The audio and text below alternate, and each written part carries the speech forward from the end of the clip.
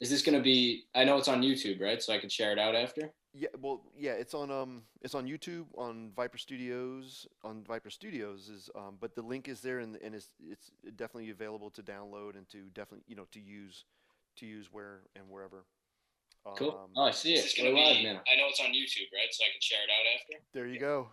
All right, I Yeah, gotta turn it off, otherwise it's gonna it'll be start annoying. feeding back. Yeah, so we're on. We're actually broadcasting now, and here we go. So everybody, welcome. My friend, my guest, however you want to call it. We're by remote, by satellite. Always wanted to say that by satellite. It'll be a satellite. Yeah, my good friend Steve DeAngelis he's one of the founders of Moverz, Moverz.org, I believe it is, right, Steve? Yeah, Moverz.org is the website. Yeah, so I've known Steve now for about 3 years, and again, these are quick pods. I want people to get to know who my friends and my network are all about, and how we're kind of like all collaborating together, doing great things to help influence people's behavior, but also to educate, to help with different local communities that we're building, movements and things like that. That probably kind of like were never really done on a scale. I think Mhm. on that type of scale because of social media and because of access to technology and obviously the internet. If we didn't have the internet, I don't think we would be going back many decades. And so this is my boy Steve, and I've known Steve again for a number of years, and he's done incredibly well working on behalf of his nonprofit, right? It's a 501c3, I believe. Yeah, so we're like two-sided now. So we have the we're not 501c3 yet, but we're in the process. Okay, So we're a nonprofit, and then we also have the LLC, which is the business side. okay, awesome. So tell us what is happening currently, and then we'll back up, or should we start from last summer, from let's say StatFest, because you're wearing a StatFest shirt. Yeah. From that and what has happened. In fact, let's do that. Let's chronologically go from we were talking, see how we could work together to create to work together first of all to bring about a festival um, that every festival is unique, Mhm. but your festival, which is called Summertime All the Time Festival, StatFest, and so take us on a little journey on how you guys started that whole that campaign, that movement, and where you guys are today with that. Yeah. So I think it all started back when we've always had like the idea to kind of do this. We then got in touch with you, and we got to know you and started working with you on the production side of Yeah. things. And then we got Live Mike involved and the After Hours Review involved. And we all kind of had this similar vision for what a festival on Long Island would look like. Dan and Mike from the After Hours Review and Live Mike Music were very focused and are very into the local music scene. Right. And then us as movers had the idea to kind of expand this thing and grow it to not just a local music festival, but a local music festival that has national talent attached to it to bring out the masses. Right. Um, and then when we first went to your shop out in Holbrook, Hmm. was the first time that we actually were like, oh, we can do this. We can We actually can do this is this. a reality. Yeah. Yeah. So I remember having Nonstop to Cairo out there to do the podcast with Rizzo, Yeah. Yeah. and just like showing them around the shop at the end. Yeah. We were like, we're gonna do a music festival. We're actually gonna have a real music festival here on Long Island, and Yeah. there's not much of that out here for these local artists, and they're super talented. Right. So Hmm. we decided we had to put something together to give them a platform to reach more than just the local music scene, Right. which is alive and thriving, Hmm. but it's still a small, tight knit community. Right. Right. So from that, but although it was a domestic, it did have domestic reach, but it also brought an international crowd. I think, right? Because these performers that were on the main stage, they have performed around the world, and so really it wasn't a domestic local type of festival. It actually was an international, the first of a new international festival called Yeah, I Summertime mean All the Time Festival. we had talent from Yeah. South Africa. We had talent from across the United States in California, Colorado, Kansas. So a couple of bands um, were coming out, and they do tour all over the world, not just the United States. Um, so yeah, we put together a festival that could actually have headliners. You know, like we actually brought out people from Virginia and Arizona and people like that, like guests of the festival. Right. People traveled to see their favorite bands. It wasn't just Long Islanders and New Yorkers that were coming out to this thing. We had people from Connecticut, Pennsylvania, DC, Right. as far as Arizona. All the way out to California, right? You had a couple people from California that came out to support this, and one is he's that actor, right? I forget his name. Yeah, we had Peter Dante come out. Peter He plays. Dante. Yeah. He was Grandma's Boy and all of the Adam Sandler movies. He's the the quarterback in the Water Boy, and Waterboy, right? Yeah. he was the caddy in Happy Gilmore. So he's a great guy. He's a Yeah. phenomenal person, and he's a reggae artist himself. So he's connected with a bunch of the bands and the artists that we brought out. Yeah. And Yeah. he just tagged along with Von Aaliyah and Right. played a set with her. But then he also jumped on and played with a ton of other of the local bands. He played with the Expendables on the main stage. So he was having a blast, and it was fun to bring him out. I think we're gonna bring him out again. Again, yeah. Listen, I gotta say, it was so cool to see somebody who you would see on the big screen to then be out there amongst the people of all ages, your staff, all the bands, the people in the audience. He was very approachable, smiling the entire time, smiling, having a great time. And I think that was one of the major successes, besides the music and besides how everything just unfolded. To see people gathered, obviously it's not the case now, right? Because we're all quarantined or we're all, social distancing ourselves from everybody. But how 1 year ago it was so different, but yet how, again, people from all walks of life, all levels of, socioeconomic success, were all there. They were all celebrating for one common cause, which was music and celebration.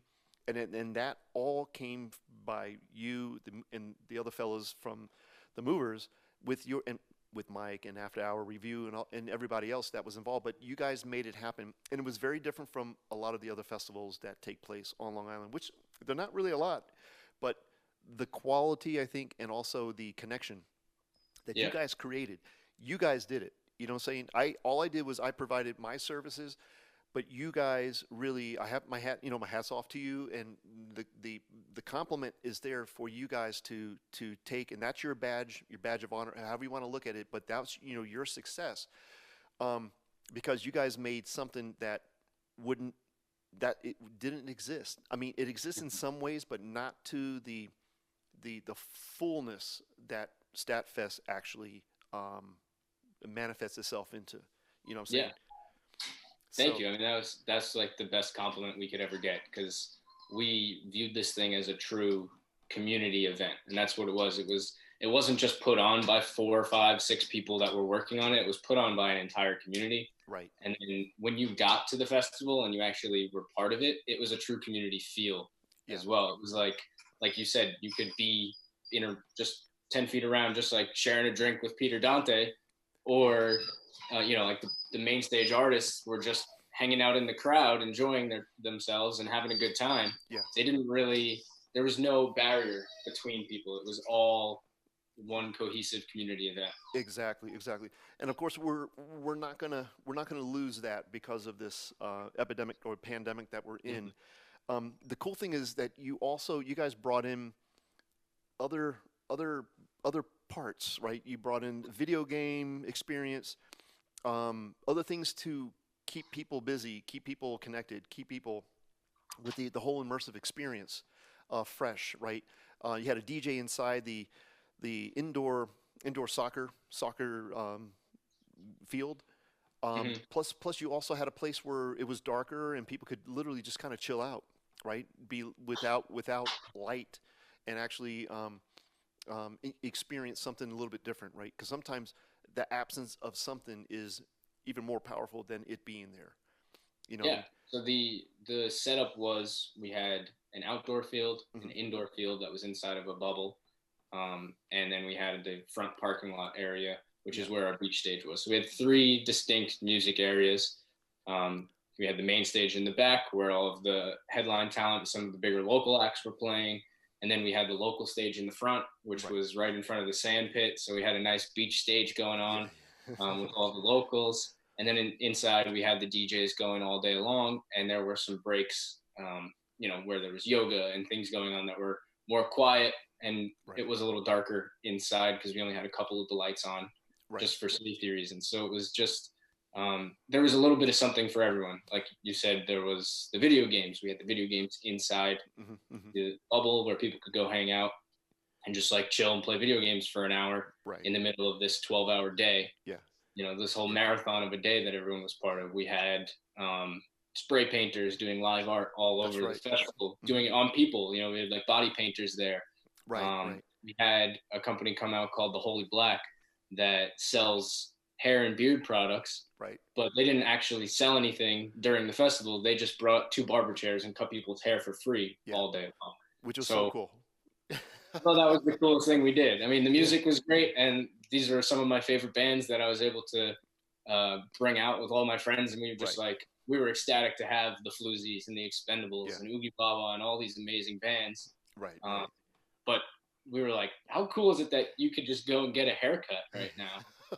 Like, included in your $50 ticket Right.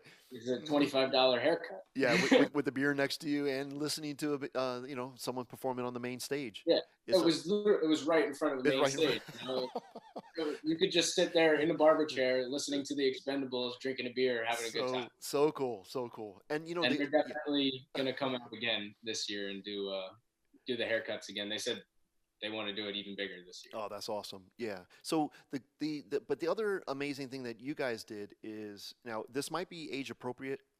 It also, I know it all ties into age appropriateness, technology, and culture.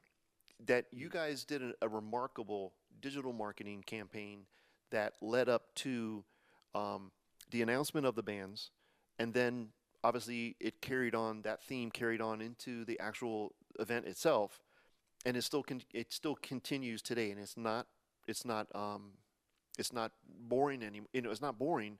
It's still Mhm. fresh, and that was introducing just like a pineapple, right? Mhm. A pineapple into this, but not just pineapple, but you also developed the video game and cartoons and other, digital marketing, these little quick um, things that just got your attention. And so talk to us a little bit about that, how, how it all came about.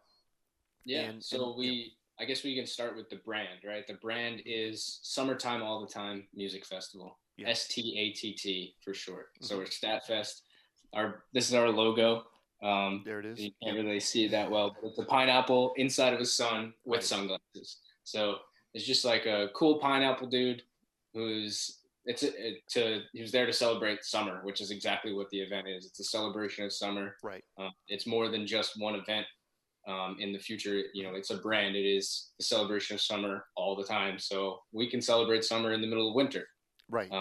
There's nothing we can't do with this. So we Yeah. introduced the pineapple, which was just one of the co-founders, Ryan, literally just sketching in the basement. He was like, "What reminds you of summer?" And he just sketched a pineapple, and he was like, "Look, it's a pineapple with sunglasses. This is summer." Right. Right.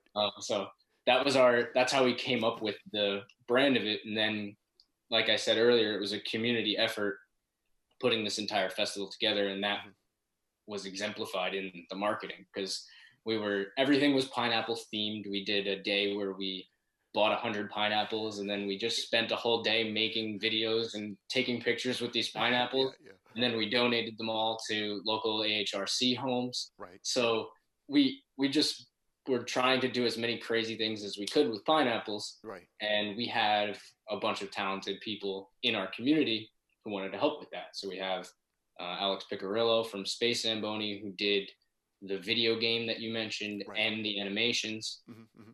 He did a phenomenal job. He made a 6-hour video game so that you had to play through to get a code to get like $15 off your ticket or something. That's so cool. So cool. And we had over 400 people play the video game, and I think over 50 or 60 finished 6 hours of gameplay to Wow. get to the end of the game. So Yeah, yeah. you can still play it. Actually, it's on our website. What? There's still links to it. I think we have it on our website, but it's linked to the Space Zamboni website where Okay. people are playing. So yeah, we can still play it right now. It looks just Yeah. like Pokemon. Yeah, yeah.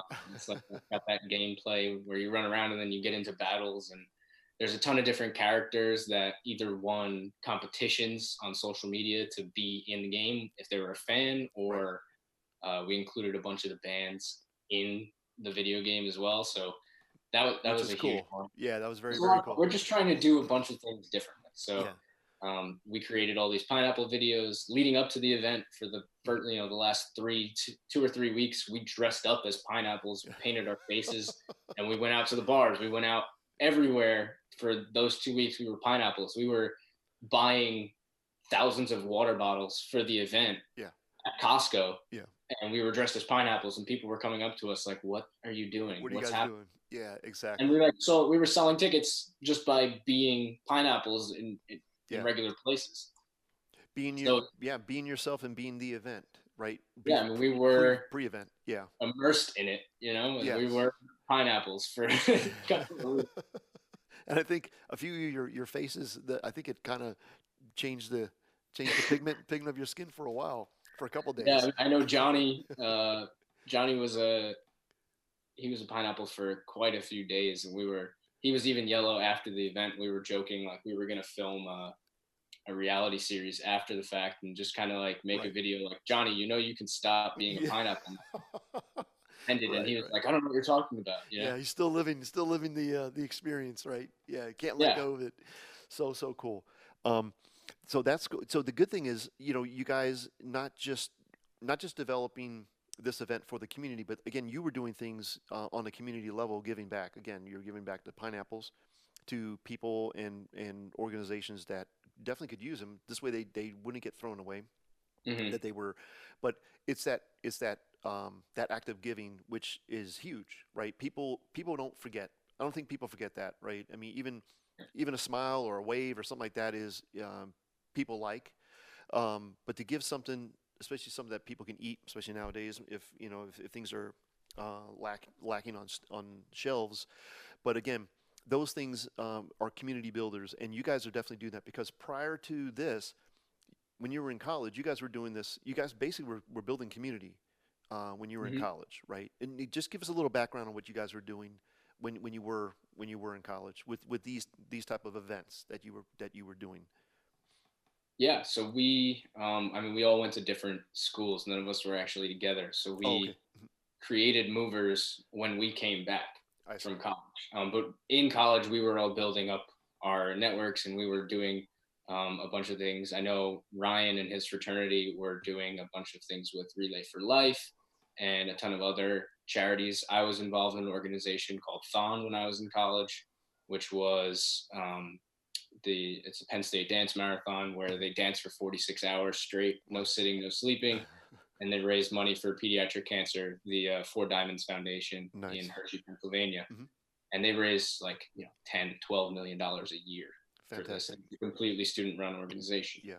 So we knew we wanted to do something Hmm. to make an impact after this thing, and I think that's where Moverz really grew from. We wanted to kind of change the world around us. We were looking at it, having been recent college grads and not exactly knowing where we fit in, Right. and kind of thinking, well, we can't be the only people who feel like this. True. Um, and sure enough, we found hundreds of them over the years that are part of this community now, Yeah. Yeah. um, that we call Moverz. So Moverz is an organization that inspires people to pursue their passions, Hmm. and I mean, it's as simple as that. Our goal is to eventually fundraise money so that we can provide resources for creators and individuals here on Long Island that don't necessarily know where to begin, or maybe they have an idea and they know where to begin, but they just don't know how, Right. or they don't have the resources to. So that's exactly what we want to do. And we gave those pineapples last year because it's really all we could do last year, being on such a tight budget and being able to put this thing together. Right. But we want to do a lot more of that this year. We're trying to work with the Only Love Foundation to build a school through the proceeds of the event. I mean, we're hoping to fund Moverz nonprofit Right. because by then we will be a 501c3. So we'll be able to provide resources for the community Hmm. Hmm. that's helping us to put on this festival. So Right. it's a perfect thing where it's like, all right, all these people are jumping in and being selfless and helping us to put this together for the community. Now it's our opportunity to give to them Right. once this is done. Right. In order to give back. Yeah, that's true. And there's the cycle, right? That's a good cycle as opposed to something that is obviously a negative cycle. It doesn't work. There's always something. So this is something that I always thought when I first met you guys that it shouldn't just be like an American phenomena or experience. It should be something that goes into all different communities, Spanish community, Chinese community. It doesn't matter, the African American community, um, because like that's the brand. The brand is Moverz, right? It's momentum, Mm-hmm. and it's creating that momentum, that inertia, that continues uninterrupted, but it just keeps getting bigger and bigger. Every year, there's always people that are always talking about doing good things, right? Giving back to the community, these acts of goodness. But the really cool thing is what you guys are doing at your age group. That's kind of like, not to say that not not it's not out there. I mean that it doesn't happen, but it doesn't happen to the extent that you guys have grown this thing into. I mean, I think you Mm-hmm. really have cultivated something that just from the pure energy, the belief, the love that you guys have with each other, with the movement, and all this stuff. But also the inclusion. It's not excluding anybody. It's open to Mm-hmm. everyone from all walks of life. If you have a lot of money, if you don't have any money, everyone in between. There's the dynamics, the range right there, and I think that's really critical, um, and an important piece of that information that people who are successful, that they can give to an organization like yourselves, like what you guys have created, because of the good intentions that you guys Mm-hmm. are all doing, not just individually, but again as a collective. And again, what's the average age of what's the median of that age demographic of the movers? I I'd say probably mid to late 20s. Okay. You have a lot of people that are in their 30s, some in their 40s, some older. You're a mover. We're all movers. Yeah, We have definitely. that common vision. We have that common goal to make the world a better place. So Right. that's what we consider a mover, someone who's actively pursuing their passions or trying to help others to pursue their To passions. do that. Yeah, because it always seems like when you're young, you're free. You have a lot of ideas, but no one really takes you serious. Hmm. I know that's how it was when I was growing up, right? Oh, you got a Yeah. lot of you got a lot of ideas. He'll figure it out what he wants to do. But again, I mean, I really wanted to do a lot of things, and it was difficult for me to figure out what I really wanted to do because I was involved with a lot of things. But what you guys have been able to do, I think it's remarkable. Again, you're networking, you're getting into places, social circles now, business with different business leaders on Long Island, Mhm. and but I don't think it just needs to end there on Long Island.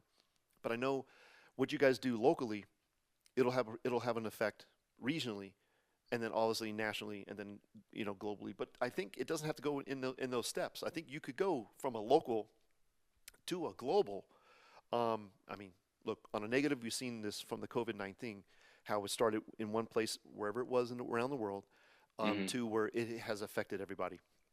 So, with that consciousness or with that thought in mind, if all people, because all people, I think everyone wants to do something good. They want to get behind some kind of movement so that they feel that they're participating in something that's greater than themselves.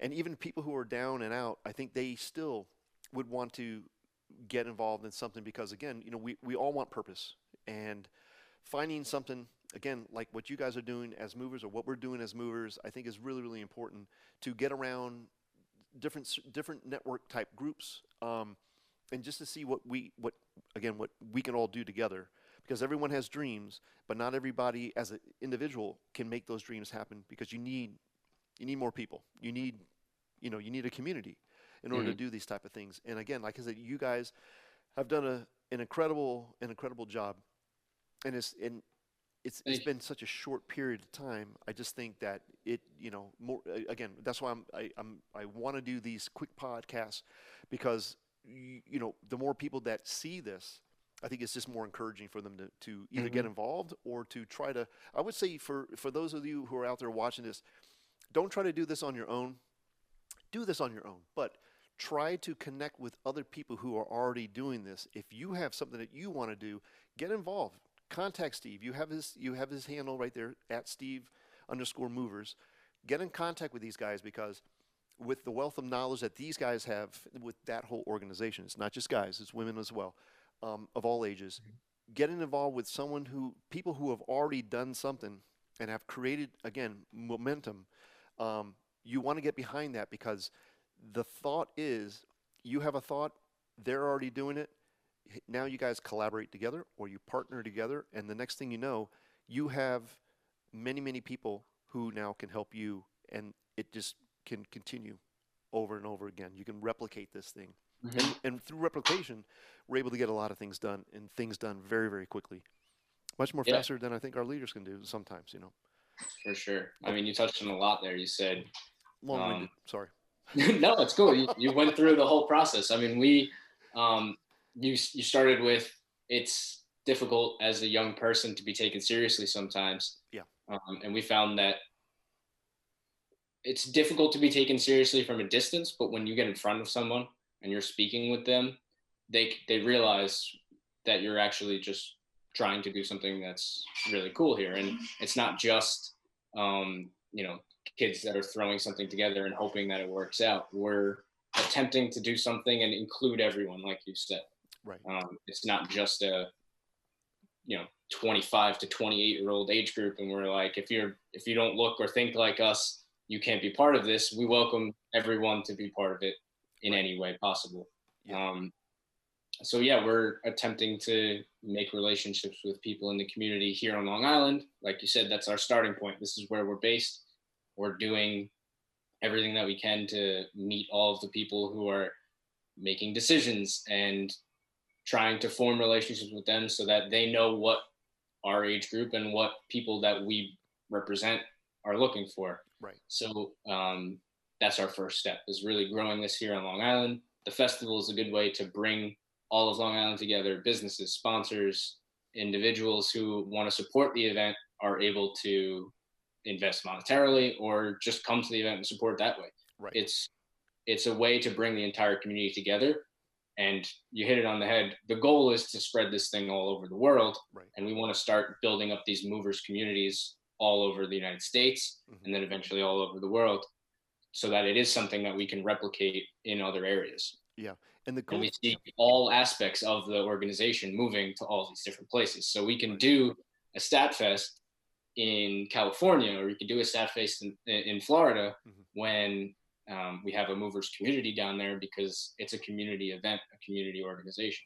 Right. Right. And not just there, but anywhere around the world at Yeah. that point, which is fantastic because then also the artists that play, let's say in America, then can travel and do something over in Africa someplace or in Mhm. Guatemala or Russia or wherever those communities lie.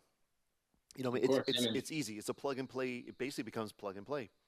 I mean, yeah. of course, there's more involved in it. You have to, Of course. travel, visas, hotels, transportation, Hmm. sourcing all the resources locally, right? Hmm. It's cheaper to do it that way. It's more efficient, and you could literally do multiples of these all within like on a weekend in Yeah. multiple locations. You know, I mean, um, I think that's the goal from our team. We've looked at this and said, okay, we're going to focus on making this event as awesome as it could possibly be here on Long right, Island. We want to bring 25,000 people out to our event this year. How can we do that? And what are we doing to accomplish it? I mean, yeah, that's really all we're focused on right now, is making this event as amazing as it can be, so that when we move it to New Jersey, Connecticut, Florida, California, South Africa, wherever it may be, right. we have something to build off of.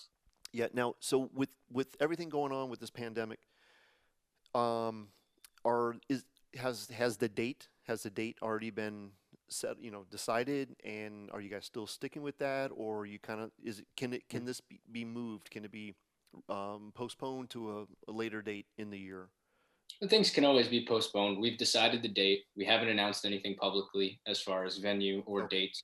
So we're just we're holding that to ourselves right now and still working towards putting it together. And Right. I do think with our date, we'll be fine. We did September 7th last year was our event, and we're going to be somewhat in the same area um, as far as the time of year Okay. goes. So I think we'll be okay at that time. We may even be one of the first festivals because a lot of major music festivals They're canceled are moving or they're or canceled or they're canceled. moving to September or October. Yeah. And, we feel really good about where we are Right. because people are moving around our date, Yeah. so we're happy to be at that point in the year. Yeah. And we're always, we're just looking at things Day the by same day. as everyone else is, Yeah. staying secluded. We do our online meetings every day with the Right. team. So we're we're doing our part, and we think everyone should do their part to just kind of put this thing to bed so that we can all get together and have a good time and celebrate summer Oh, later in the absolutely. year. Yeah, yeah. I mean, I'm trying to, but it's kind of hard. Like I've been taking some nature walks because I'm right now I'm down in Virginia, and the last 4 days we've had like over 80 degrees. Today we're like in the 70s. We have rain, and then tomorrow I think it's going to drop down to the 50s with this storm coming through. But amazing how, like you said, if you listen to what our leaders are saying, stay in, and also the CDC and World Health Organization, because everybody's doing this. There are a lot of people, and I've seen it where they're not really taking it serious. They're still gathering Yeah, in groups of people, and all you need is just one person in order to affect a few people out of that. From what we still know, and but again, the idea is that we can all get back to normal schedule, post COVID-19, so that like this is done. But of course, we don't know what it's going to be like come fall time when it starts to get yeah, cold again. How if it's going to come back, and if it does come back, and what it's going to be like. So those are things that like I'm not I don't worry myself over. I don't think a lot of people worry themselves, but they're concerned. yeah. It I mean, is. that's always a concern is that this thing is probably going to die down with the nice weather, and then it'll come back um, after, sometime in the fall or the winter. Yeah, So there's always that. I mean, that's the most likely scenario right now. So we have to be planning towards it. yeah. But I think the festival is far away out where we will most likely see a large decline in infection, in people getting infected by it, or it, with testing and things like that. But I mean, how remarkable the medical community and the manufacturing community has come and just rallied to find something to help out, because it's human, it's it's one community, it's one humanity. It's not black, white, yellow, whatever. It's not about that. It's about the human race saving it, and again, so that we can all go back uh, to going on, go back to our normal lives, as Mhm. opposed to have, because I think in all societies, to like this has never happened ever, right? I don't think this has ever happened in any of our in any time in history where the entire world. Well, the good thing is because we're all connected, so at least Yeah, communication, we all know, okay, shut it down, and let's all do this together so that we can figure out what it is, plan for it, find a cure, get everyone inoculated, everyone's good. All right, get back out there. Get back out to the rat race. But maybe through all this, and this is what we were saying prior to actually going to being broadcast, is that once we go back to a normal, maybe people will like calm, be more chill, hmm and be more connected with each other as people, as opposed to looking through a device. Although we're doing this now, but I think yeah, once we're out there, I think we're going to be happier. And maybe, and I encourage this for everybody, to actually start saying hello to people who you don't know. Not everybody who says hello to people is crazy, right? We should start to communicate as a one species, right? As humanity, or as human race, um, and literally start talking to each other, and become accessible to a certain degree. Of course, you got to watch out for people out there who have bad intentions, but for the most part, I think most people from all communities and all countries are good. And again, to be able to communicate with each other, to call each other our brothers, our sisters, is something that, you know, maybe we're going to advance and be a little bit closer to where we can say that on a global scale. You know, Yeah. you don't have to necessarily understand how to. I mean, you might not need to know how to speak another person's language, but to say hello, to acknowledge somebody, just showing a little bit of respect is, I think, is a universal thing, right? Hmm. You know, Communication isn't just verbal. no, it's There's not. a lot of communication that goes on. I was Exactly. lucky enough to be able to go to Thailand. Maybe what was it? It was 4 years ago now that I was Yeah. in Thailand. And the craziest time I ever had in my life was with these German people, Uh-huh. and we didn't speak. We didn't know what they were saying. We didn't speak with them for. We hung out with them and were at a bar with them for 3-4 hours, having the time of our lives, Yeah. singing German drinking songs and hanging out with people from Israel and Yeah. South Africa and Germany, and no one spoke the same language. It was just a blast. Yeah. Yeah. And you're just doing it over something that everyone can, well, not to say everyone can make, but just over something that is natural, right? When it breaks down, it becomes alcohol, or it becomes, another form. But it does bring people together, you know.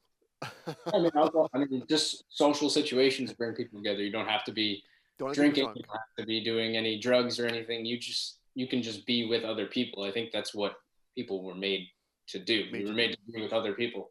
It makes you feel better when you're with other people. Absolutely, absolutely. So, Steve, how can people get a hold of you again? Give us your handles and other website information. Yeah, you can check us out at movers.org, Moverz.org. You can fill out the form there and get in contact with us that way. My Instagram is at Steve underscore movers. Our regular Instagram is at movers underscore. And we're working on a ton of projects. And you guys can get involved with Moverz or Statfest in any way. Please feel free to reach out. Statfest website is STATTFEST.live. And our Instagram is at Statfest, STATTFEST. Excellent. That's awesome. Cool. Well, listen, brother, good to see you, man. I Good to know see it's you. Thanks for having me on. This is fun. yeah. We'll do this again. When, hopefully we can get Brian and Matt and the other fellas. I'll tell him right now. I'll give him a call. Yeah. You want to do it? I'll tell him Chuck's doing micro pods. Yeah, we'll do like quick pods. Quick pods. I tell you Quick what. pods. Quick pods. We'll close this one and we'll start another one with everybody. You want to do that? Something like that? For Right now? 30 minutes? I'll see if they're around. Okay. Yeah. See if they're around. Maybe we'll do this at 5 o'clock. This way, then we can reach out to everybody and get them to follow, to watch also. All right, I'll call them and then I'll give you a call back and let you know. Okay, sounds good. All right, brother. Good to see you, man. All right, Have thanks, a great man. day. All right, buddy. See you later. See you soon. You got it. Bye now. Bye-bye. Excellent. So that's my good man, Steve. Steve from the Moverz. Again, movers.org. They have been doing some incredible work. There's Steve, there's Matt, there's Ryan, there's Mackenzie, there's so many. And if you just go to the website, you can see a lot of them. There's Mike, there's me, there's Dan, there's quite a bit.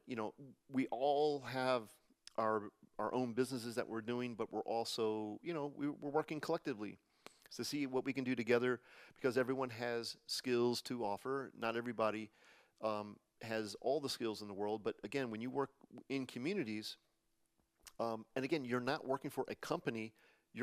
This isn't an organization, but it's also a mindset. It's a lifestyle. It's more than just. It's more than like you're not going to work. It's actually fun, and so I encourage everyone who has the opportunity to reach out to these cats or to reach out to us. I keep saying them because it's not my company, it's theirs or their organization.